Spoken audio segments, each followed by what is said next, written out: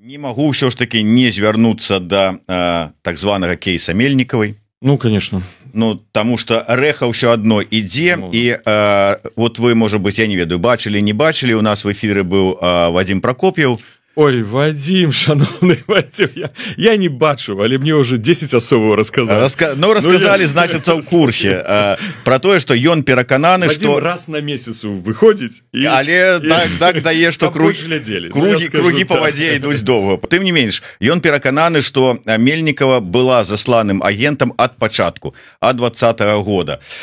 И с гэтай нагоды, ну, калі як версию принять, просто размова ідзе про тое, что, ну, и до гэтага выступы Прокопьева казалі, што яшчэ невядома, як адгукнецца усім дэмсілам вось гэты кейс Мельникова, які будзе працяг, калі улічыць, што, ну, калі прыняць, што яна ад 2020 года, там, ці раней, ці пазней была агентурай, то уявіце сабе, колькі матэрыялаў за гэты час яна магла назбіраць, колькі размоваў прыватных запісаць. И зараз все это потиху где-нибудь там альбо зліваць, альбо выкладаць, альбо шантажаваць. То есть вот чым гэта можа адгукнуцца ўсё ж таки вот калі узять самый дрэнны вариант. Вот як вы бачыце? Давайте не будем ни пераацэньваць, ни дооцэньваць гэтую ситуацию. С павагай да Вадима, или нават ведаю, хто ему расказаў гэтую байку, а ён эту байку прадае. Магчыма і так. І гэта байка можа пацвердзіцца, але пакуль гэта просто байки. Это просто словы Вадима. Я ведаю, хто ему гэта расказаў. Адкушчаць не буду. З Вадимом поразмаўляем пазней, калі ён захоча пасля эфіру. Вось, што тычыцца апошніх маіх сустрэч, камунікацыі са спецслужбамі Польшы, яны з вялікім непакоем натуюць, што ўжо больш за 3 месяца яны не могуць усталяваць месца яе знаходжання. З гэтага мы можам зрабіць выснову, што просто фізічная асоба, грамадзянка Беларусі, грамадзянка Польшы, самастойна зрабіць гэта не магла. З гэтага мы можам рабіць выснову, што, значыцца, гэта было зроблена пры ўздзеянні, дапамозе, як угодно тут можна словы казаць, спецслужбаў. То есть, умоўна кажучы, замесці следы, каб немагчыма было знайсці. Беларусі, магчыма, і Расійскай Федэрацыі. Яшчэ раз, што мы маглі зрабіць? Яна была праверана кіберпартызанамі, да якіх я з вялікай павагай. Это сапраўды выключная ініцыятыва, якая робіць вельмі шмат для беларускага дэмакратычнага руху. І мы заўсёды звяртаемся да іх па праверку. І бачым, колькі ім удаецца усталяваць сітуацыі такіх, да, неадназначна. Тут не было нічога усталяванае. Да?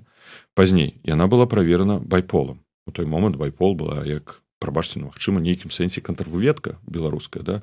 Хаця, яшчэ раз раблю сноску. Усе тыя, хто кажуць, мы павінны тут рабіць нейкія праверкі, давайте зразумеем адну рэч. Гэта злачынства з пункту гледжання заканадаўства любой краіны Еўрапейскага Саюза. Гэта праца з персанальнымі дадзенымі. Мы не можам ажыццяўляць контрвыведчую дзейнасць на тэрыторыі замежнай краіны. Не можам, это забаронена. Нейкія элементарныя рэчы мы можам. Ну, вось мы праберылі па базе, мы звярнуліся да байполу, яна была там на поліграфе. Пазней яна атрымлівае грамадзянства Польшы. У меня учора была, нарэчы, стрэча з ваеводай паморскім, і мы размаўлялі наконт легалізацыі беларусаў. Як адбываецца праверка пры легалізацыі. І мы ведаем з вами, што кожны, тым больш, калі нават не справа ў часовым побыце альбо ў пастаянным побыце на тэрыторыі Польшы, а справа атрымання грамадзянства, то на гэта глядзяць вельмі пільна.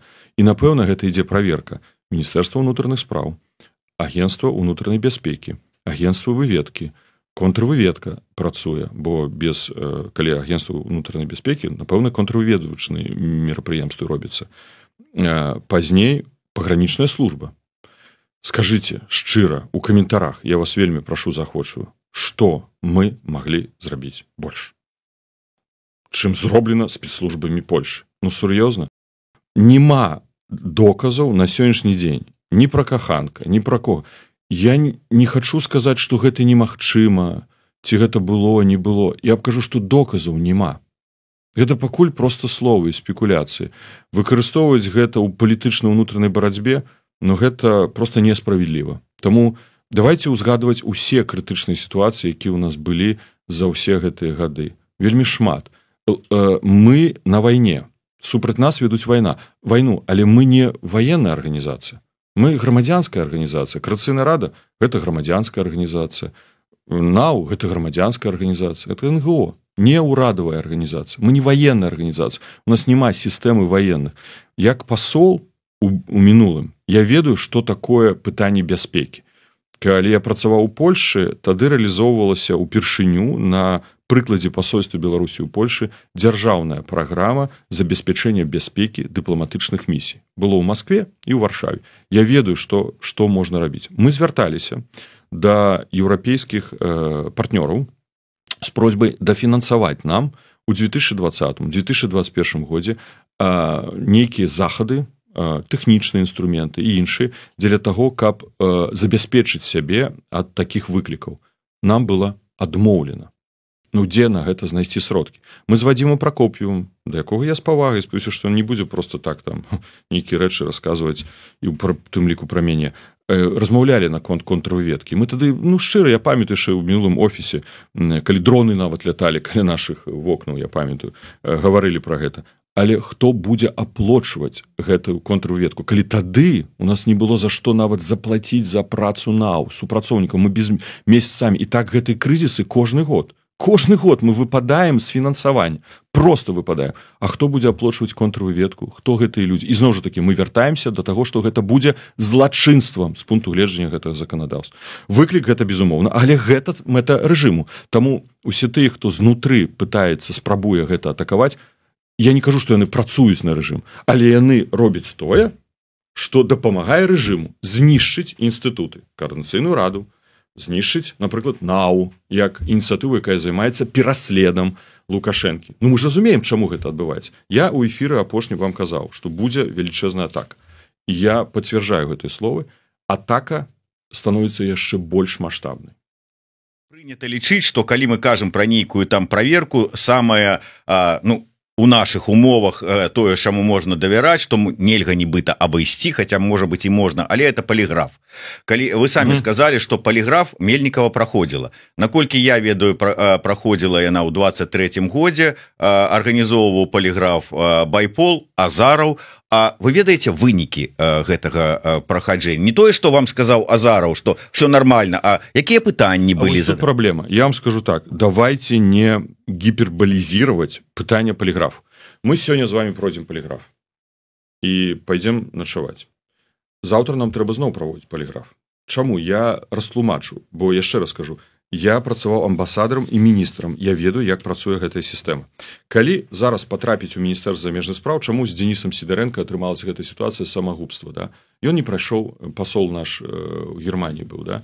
Ён не прайшоў поліграф. Адзін раз, другі раз. Кожны супрацоўнік Міністэрства замежных спраў, вяртаючыся з замежнай камандыроўкі, зараз увялі ў абавязак, павінен прайсці поліграф. Ці кантактаваліся спецслужбы, што он там думае пра рэжым і гэтак далей, гэтак далей.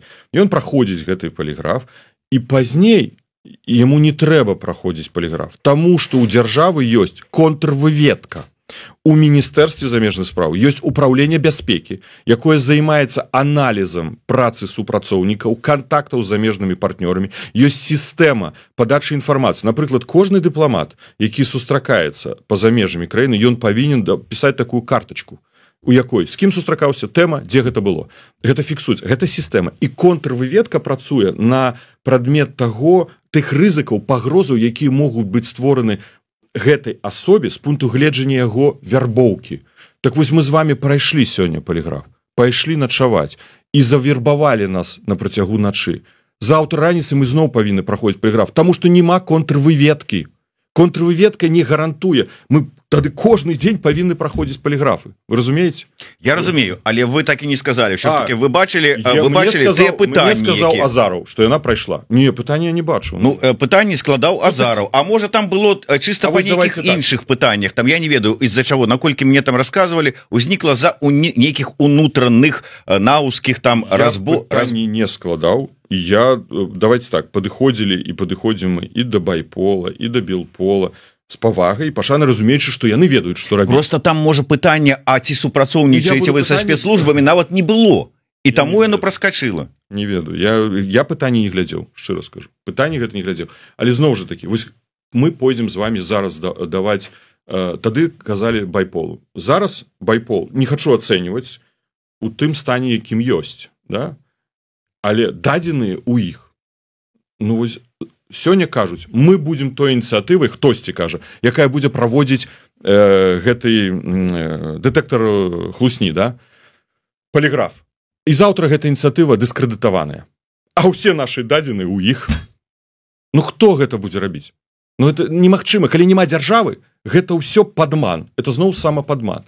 Да, я не кажу, што тут не трэба шукаць нейкіх спосабаў. Калі ты пашоў да замежнай службы, ну, значит, ты ў нейкім сэнсе стаў пад кантроль замежнай службы. Можа, трэба падумаць і хадзіць да замежнікаў. Я не чытаў гэтай пытанні, шчыра скажу. Не чытаў. Ну, я разлічваў, што тыя, хто праводзіць, яны ведаюць, што робіць і разумеюць, што робіць. Ну так, вось, бачыце, адказу, на жаль, на пытанне, ці былі там пытанні наконт таго супрацы са спецслужбамі, нема. Ну што, шчыра мне закід гэтай паставіць, што я не сказаў Азарову, запытайце гэта пытанне. Я з логікі заходжу, што такі пытанні в прынцыпе ставяцца. Просто раптам не было, а Азаров па выніку вам сказаў, яна прайшла, ўсё нармальна. Ну і Павел Латушка тады са спакойным сумленнем кажа, ну, значит, можна ёй больш даверыць нейкай працы, інфармацыі. Яшчэ раз, Координацыйная рада гэта адкрытая структура. Там нема практычна ніякай закрытай інфармацыі. Вось мы кажам, калі НАУ, да, там ёсць закрытая інфармацыя, якая сегрэгуецца і не знаходзіцца ў адкрытай прасторы для ўсіх супрацоўнікаў НАУ. Праблема ў тым, што ёсць каманды, да, ёсць людзі, персаналі, которые адкрытыя, закрыты. Вось гэта могуць быць праблем. Ёсць, давайте таксама не гіпербалізировать у тыя гэтыя вось праблемы, якія ўзнікаюць. Мы часто хочам тут намаляваць нейкую драму, аргументы для гэтай драмы дзе? Координацыйная рада прымае свае рашэнні публічна. Яна працуе публічна, трансляцыі ідуць на YouTube. Запрашаю, глядзіце Координацыйную раду. Што такога можна было ведаць? Сродкаў колькі дае Еўрапейскі Саюз ЗША? Ведаем. Якія арганізацыі атрымліваюць? Адчыняйце усе вядомыя арганізацыі. Яны ўсе практычна атрымліваюць сродкі з бюджэтаў партнёраў еўрапейскіх, амерыканскіх, там раней, да, ці канадскіх, іншых далей. Якая сакрэтная інфармацыя? Ну, Координацыйная рада зразумела, а вот што там можна было з НАУ выцягнуць, ці там з кантактаў, я не ведаю, там з офісам, з сеймам польскім, у канцы канцоў.